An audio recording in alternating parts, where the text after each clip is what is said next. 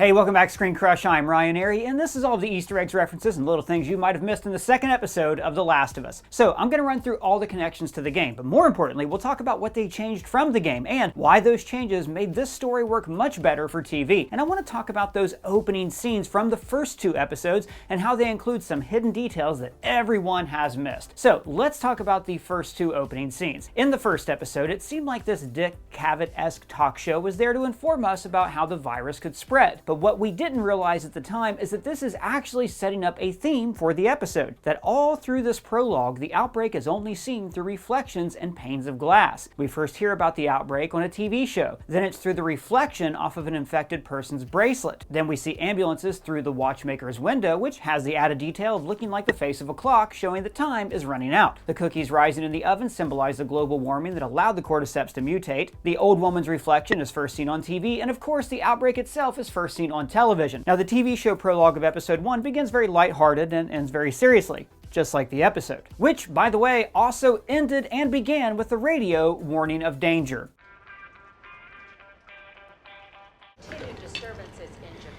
And Jakarta is the setting of the prologue in this episode, just 2 days before Outbreak Day. Now, in the games, the origin of the fungus is from mold found on crops from South America. But in the show, it is spread through flour in Indonesia. In 2003, there were 200 million people in Indonesia, and Jakarta is the largest city in the country, so makes sense it could come from there. But the most important thing to note here is that baking flour is the real cause of the virus spreading. What do you mean by baking flour? Well, Doug, our manager Doug, everybody, the outbreak begins at a flour factory. Dr. Rabada even says,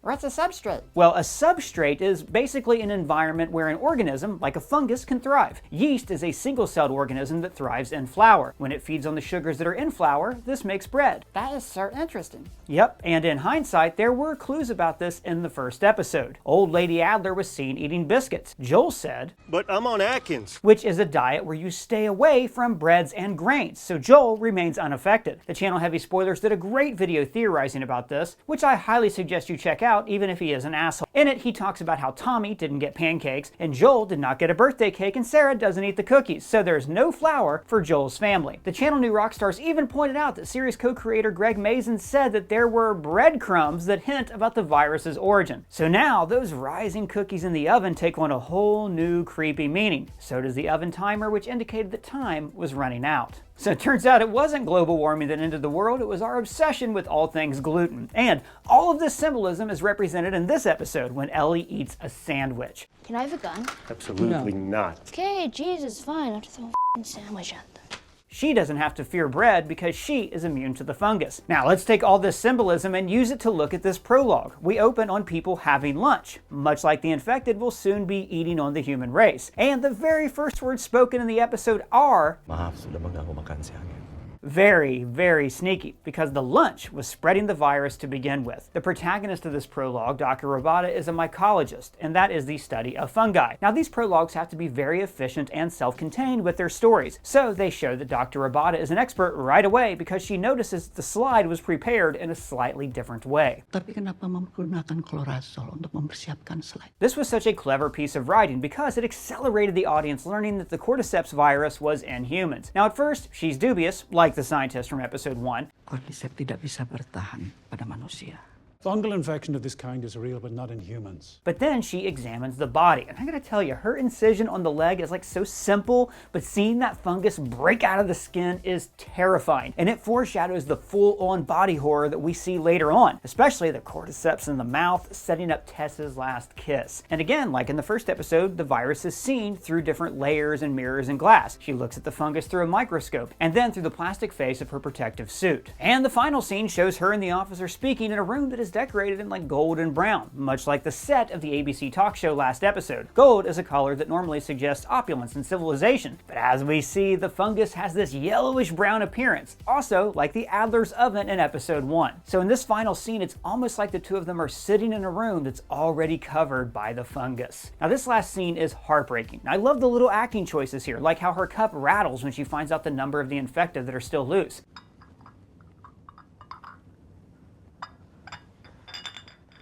And Dr. Rabada can only see the situation in the most scientific way possible when she bluntly tells the soldier how to stop the spread. Bom seluruh kota dan seluruh orang yang ada di dalamnya. And this stuns this military man, but it does set up the theme of the episode, which is basically containment. First, the fungus has to be contained, and then people can fight for a better world. I'll discuss this theme as it keeps appearing throughout the episode. Now, I talked about the opening credits last week, but I didn't want to spoil like the events of this episode, so I held off on like a couple of details. The fungi spread is symbolic of the spread through the human body, as indicated by the human face here. But also, as seen from above, the fungus looks like human civilization as we now see it from space. Except in the show, these bright lights of electricity have been replaced with the spread of the fungus. And this goes back to the show's larger theme of the fungus destroying humanity, both our civilization and our minds and souls. And this destruction is wholly symbolized by Joel's character arc, and Ellie represents a chance to redeem both Joel and the human race. So as we go through this breakdown, I'm going to talk about a few similarities to the game, but mostly focus on what's changed. For instance, in the aftermath of the soldier's death, the game continues on in the darkness and rain outside the QZ. But you know, that would have been really expensive to shoot, so the show holds this conversation in an abandoned store in the morning. Now notice that as Ellie awakens, we see a butterfly flutter by. Now I talked about this in our last episode, but butterflies are symbolically important in this show. Sarah had a butterfly pillowcase, and Ellie sat beside a stained glass butterfly during her first conversation with Joel. This thematically links Sarah and Ellie because Ellie can potentially replace Sarah in Joel's heart. But more importantly, butterflies are a symbol of beauty and metamorphosis. Ellie gives humanity the chance to transform into something else, into a world that is freed from the plague. Now really, this is Tess's episode to shine. Not only did she die, but she gets a solid arc. Like Joel, she starts off skeptical of Ellie's immunity, but she's also the first person to show Ellie any kindness, like when she throws a magazine at her before she goes to the bathroom. So she has something to read? No, it's for when she wipes. Wait, what do you mean? Humans do that? Yeah, man, let's talk about it later. No, we will talk about this now. A few moments later. And so, that's how it works. And everybody uses the same chair? Weird. I know, right? Okay, moving on. The conversation Joel and Tess have about Ellie is basically the same as in the game. She made it through the night. It doesn't matter. What if, Joel? And so is their reaction to a potential cure. Whatever happened to me is It's the key to finding the vaccine. That's what this is. Whatever happened to me is the key to finding a vaccine. Oh, Jesus. But the show hints a bit more about Ellie and Marlene's backstory. In the last episode, this was also hinted at. They didn't put you there. I did. Ellie. Now, the American Dream prequel comic revealed that Marlene was friends with Ellie's mother, Annie, and she put her in a military school for her own protection. There are other callbacks to that comic that I'm going to talk about a bit later. Outside, the conversation about the bomb craters is also taken straight from the game. They hit most of the big cities like this. They had to slow the spread somehow. Bomb the hell out of the surrounding areas to the quarantine zones. And the craters are, of course, foreshadowed by the opening of this episode, when Dr. Rabata coldly says that bombing is the only way to mitigate the spread of the fungus. They even say, Worked here, but didn't in most places. which is why there is even a quarantine zone in Boston. The containment strategy actually worked. The problem is, humanity is not able to rebuild and redeem itself. The human race needs to prove that they are worthy of survival, and that's what this episode sets up with Tess's final monologue. But more on that in a bit. There's another cool detail about Boston that was foreshadowed in the beginning. All of the empty place settings in the restaurants are a reflection of the crowded restaurant at the start of the episode. Somehow it's even more creepy that the glasses are still on the tables, just unbroken, like time froze and the world stopped. Empty chairs and empty tables, and all my friends are dead and gone. Very good, Doug. So Tess starts to grill Ellie on her backstory, like where she was bitten. You know the old mall in the QZ? So we actually see all of this backstory in the American Dreams comic book and in the Left Behind DLC. It's like an expansion of the original game. Now, I think there's going to be an entire episode of the show about these events, so I don't want to give those away, so I'm not going to go into detail. But I will say that when Ellie says that she was alone when she was bitten, she's lying. And that the day she was bitten was a painful memory for her. That scar on her arm is very much a mark of her coming of age. And the way she responds about a boyfriend, And, no. is because she's gay. Then Ellie has some tongue-in-cheek dialogue where she says, So there aren't super infected that explode fungus spores on you? because in the game, the fungus does spread through spores in the air. The show did away with that because they didn't want their characters to have to wear gas masks all the time. And I guess because biscuits are more cinematic. Y'all want some biscuits? And she also mentions, Like swarms of infected running around everywhere. which seems like kind of a little bit of a knock on The Walking Dead, which oftentimes did have herds of the undead roaming around, waiting to eat whatever cast member was leaving that season. See, because fungi prefer dark, damp areas, the infected tend to stay inside buildings and underground, at least in the games. But when Ellie says, Or ones with split open heads that see in the dark like bats? they get quiet. which is kind of stupid. They really should have told her about the clicker zombies, especially after they're in the museum. I know they didn't, so the audience would be surprised, but it still makes no sense, especially since Tess explains so many other things to her in the game and in the show. When I give you the signal, we run. Signal, run. Got it. So the state house is across there. It's about a 10-minute walk if you could go straight. Oh, and by the way, the flashlights on the straps of their backpacks is also a neat detail they imported from the game. Now, in the game, they do walk through a hotel lobby, but they do it in Pittsburgh and not in Boston. And I just loved that there were ducks just chilling here. Yeah, it's like they're saying, hey humans, sorry about your fungus, but we're still ducks. Yeah, like they're rubbing it in that they can eat all the bread they want and not get infected. Now, this is when Ellie reveals, I didn't know how to swim. which is a major obstacle in the game. Half of the missions are Joel swimming around, moving platforms so Ellie can float across the water. Upstairs, she and Joel have a little bit of time to bond. Where'd you learn to do that? The circus. And her skill with the blade is also a neat connection to Sarah, who was kind of transfixed by her dad's knife in episode 1. Conversations like this are a great change from the game. They give us a moment to pause, to learn about the infected, and to foreshadow the events to come. Was it hard? Like knowing they were people once? Sometimes. This is setting up that later he's going to have to say goodbye to Tess after she's infected. They also tell Ellie and the audience a key difference between the game and TV fungus. The fungus also grows underground. Long fibers like wires, some of them stretching over a mile. Now, there actually is a basis for this in reality. The largest organism on Earth is a fungus in Oregon that is nearly 2,400 acres, which is almost 4 square miles. This adds a new level of danger to the series that makes up for the lack of spores. Now, just like in the game, the museum is the first place they encounter zombies. This is a real museum called the Bostonian, and also like in the game, they have to sneak around an exhibit dedicated to the Revolutionary War. Appropriate, since the war began in Boston with the Boston Tea Party. Now, the first shot we see is of a model of Independence Hall, where the Declaration of Independence was signed. Now, the founding of America was a transformative moment in world history that brought democracy back to the world stage. I love democracy. In the same way, the journey in this show represents a transformational moment for the world where humanity can re-emerge as a new species capable of surviving this cordyceps fungus. Ooh, transformative like Ellie and butterflies. Exactly. High five. So, in this episode, we're introduced to a new kind of zombie that maybe a lot of you have not seen before. This is called a clicker. Like Joel said, some zombies have been around for a long time.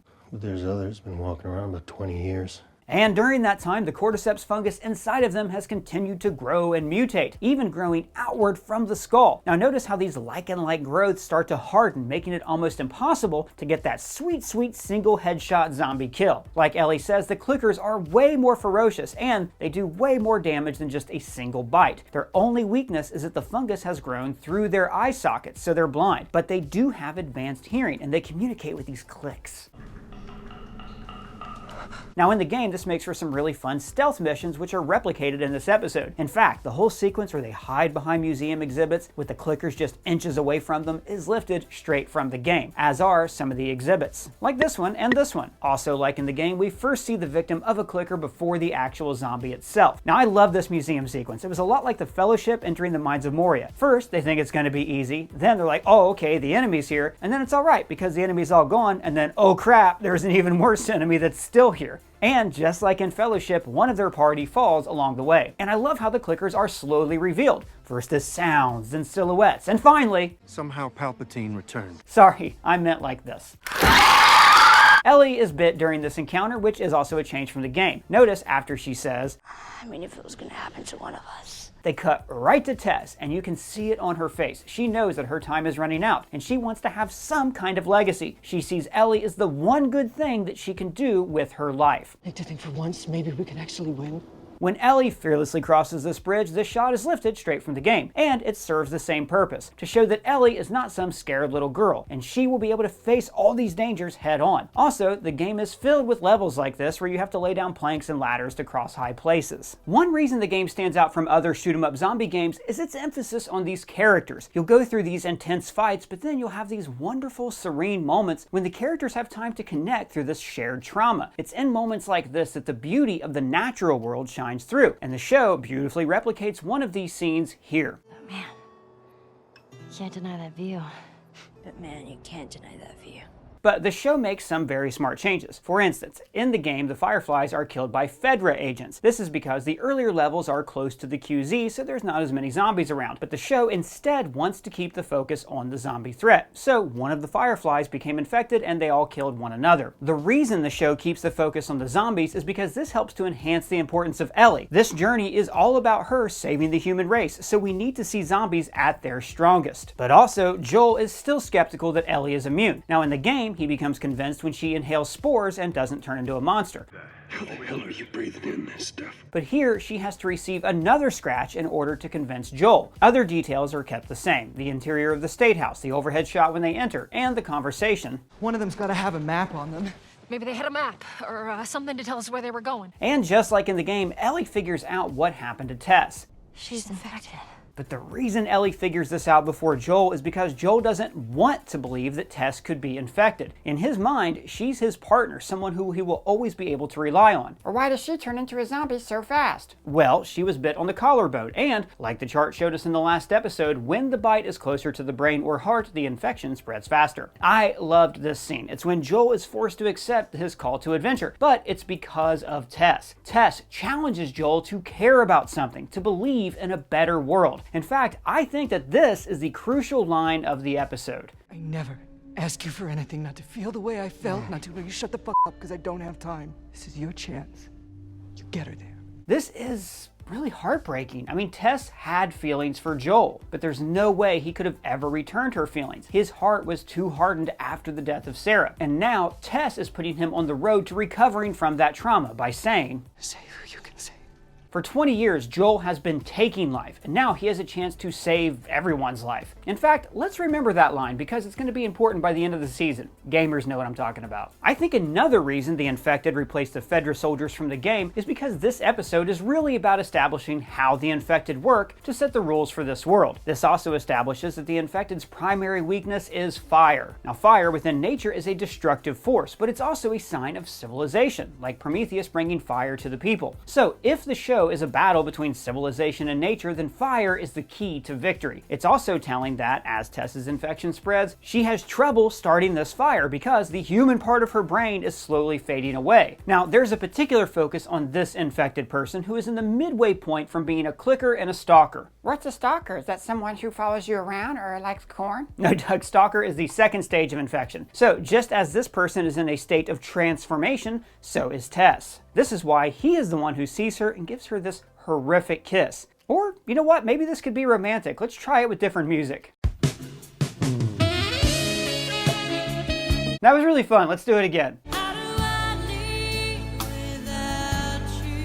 Which one of those two did you like better? Let me know down in the comments. And the last shot of the episode actually ties into the prologue. We see them in front of the State House with the American flag flying high above. So the episode begins with a nation trying to stop the spread of the virus. But in this episode, we see that nationalism has become meaningless. Fedra is the last vestige of the American government, but they're a police state. So they're American in name, but not really in government or spirit. In fact, in the museum, we even see remnants from America's history overrun by the monsters. Even the American Dream prequel comic has two meanings. The American Dream typically means that in America, anything is possible and anyone can succeed. The American Dream concept drove westward expansion through an idea called manifest destiny. Now, this was an American belief that all the settlers were fated to settle all across the continent. But a dream can also mean a fantasy that takes place while you are asleep. Fedra is living out that fantasy, trying to maintain a nation that no longer exists. But now, Joel and Ellie are going to pursue a new kind of American dream, going westward across the continent because they believe in a better life. I mean,